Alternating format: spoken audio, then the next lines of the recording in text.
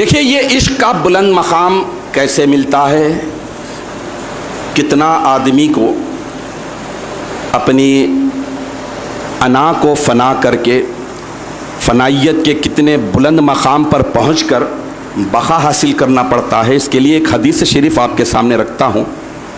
اللہ تعالیٰ جب ایسے مقدس ہستیوں کو سلیکٹ کرتا ہے، چن لیتا ہے، الگ کرتا ہے.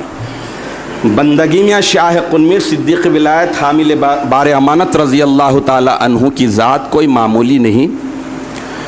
اللہ تبارک و تعالیٰ نے آپ کو چن لیا عشق کے اظہار کے لیے، عشق کے پیمانے کے لٹانے کے لیے، عشق کے سمندروں کو پلانے کے لیے چن لیا. تو یہ چننا کیسے ہوتا ہے؟ یہ حدیث شریف سنیے. حضور اکرم نبی مکرم صلی اللہ تعالیٰ علیہ وسلم ارشاد فرماتے ہیں کہ جب اللہ تبارک و تعالیٰ کسی بندے کو دوست رکھتے ہیں، اپنا دوست بنا لیتے ہیں، تو اس کو مصائب میں، تکالیف میں مبتلا کر دیتے ہیں.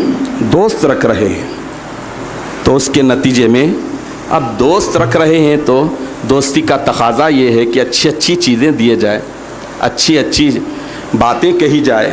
لیکن اللہ تعالیٰ کی دوستی کوئی معمولی نہیں ہے. اللہ کی دوستی حاصل کرنا ہے تو اس کے لیے مشکلات کو جھیلنا پڑے گا، مصائب کے پہاڑوں کو پھلانگنا پڑے گا. تو حدیث میں آیا کہ جب اللہ تعالیٰ کسی بندے کو دوست رکھتے ہیں تو اس کو پہلے مصائب اور مشکلات میں مبتلا کر دیتے ہیں، جس کی کوئی دوا نہیں ہوتی، کوئی سلوشن نہیں، کوئی حل نہیں، کوئی علاج نہیں.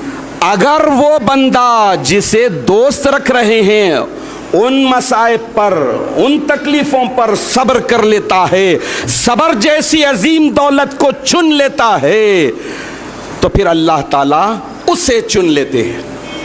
صبر کو سلیکٹ کر لینے کی وجہ سے اللہ تعالیٰ اسے سلیکشن میں لے لیتے ہیں اور سلیکٹ کر لیتے ہیں. اور آگے کی بات، آگے کا درجہ، آگے کا رتبہ اللہ تعالیٰ بتا رہا ہے کہ اور اگر بلاؤں پر، مصیبتوں پر، تکلیفوں پر وہ بندہ نہ صرف صبر کرتا ہے بلکہ راضی بھی ہو جاتا ہے، خوش بھی ہو جاتا ہے، تو پھر اس کو اللہ تعالیٰ اپنا خاص دوست چن لیتا ہے. تو بندگی میں شاہ قنوی صدیق ولایت رضی اللہ تعالیٰ عنہ مہدی علیہ السلام سے جب مل رہے ہیں تو 18 برس کی عمر میں ہے، لیکن 6 برس، 7 برس، 8 برس کے واقعات اگر آپ جانتے ہیں، سنے ہیں، تو پھر اس کو ریوائز کر لیجئے، دیکھ لیجئے کہ آپ کی پوری زندگی یہی ہے کہ آپ مصیبتوں کو اور تکلیفوں کو نہ صرف صبر کر رہے ہیں بلکہ اختیار کر لیے، راضی ہو گئے. اللہ ان سے ایسے راضی ہوا کہ انہیں مرتبے دیتے گیا.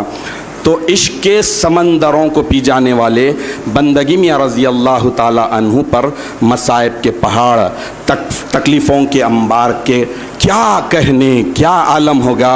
اپنے آپ پر جو ہونے والی مصائب اور تکلیفوں کو جھیلا، گھر بار کو لٹایا، رشتہ داروں کو لٹایا، اللہ کی پناہ کیا کیا مصیبتیں نہیں جھیلی، کتنی مشقتیں نہیں جھیلی. وہ کون سی تکلیف تھی جس پر میں حضرت بندگی میں شاہ قنوی رضی اللہ تعالیٰ عنہ کو وہ تکلیف پیش نہیں آئی. لیکن آپ دیکھ لیجئے کہ بندگی میں رضی اللہ تعالیٰ عنہ کا ظرف ایسا تھا کہ شدید ترین، مہینوں کی نہیں بلکہ برسوں کے شدید ترین انتظار کے بعد آپ کو اطلاع ملی کہ اینل کی فوج آ رہی ہے. آپ کو آگے کا پورا منظر معلوم ہے، آپ کا یقین کامل یہ کہہ رہا ہے کہ میرے مہدی کا کہا اب پورا ہونے والا ہے، سر جدا ہونے والا ہے، تن جدا ہونے والا ہے، پوست جدا ہونے والا ہے، میرے اہل و عیال لٹ جانے والے، فرزند نچھاور ہونے والا ہے، سسر جانے والے ہیں، دامادوں کو شہید کر دیا جانے والا ہے. یہ سب کچھ ہے، لیکن راضی کو دیکھیے آپ بندگی میاں کتنے راضی ہیں. یہ کہہ رہے ہیں کہ جو کوئی مجھے اس بات کی اطلاع دیتا ہے، اس بات کا انفارمیشن دیتا ہے کہ اینل کی فوج دائرے میں آ گئی ہے، تو میں اس کا منہ مصری کے ڈلوں سے بھر دوں گا.